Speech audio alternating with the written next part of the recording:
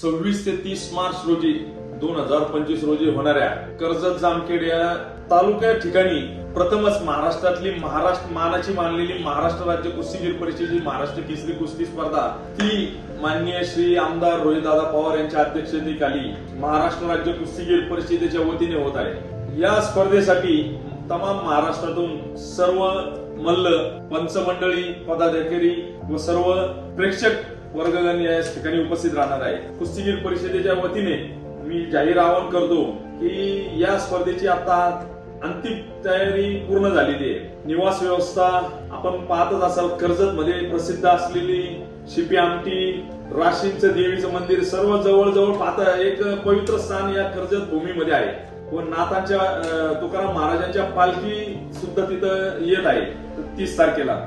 म्हणूनच या स्पर्धेची तारीख 26 ते 30 ही निवडण्यात आलेली आहे। तर कुठलीही प्रकारची कोणत्या पैलवानांची, पदाधिकाऱ्यांची व कोणची गैरसोय होणार नाही याची संपूर्ण काळजी रोहितदादा पवार मित्र मंडळाच्या वतीने घेण्यात आलेली आहे। असं भव्य दिव्य या स्पर्धेचं आयोजन करण्यात येणार आहे।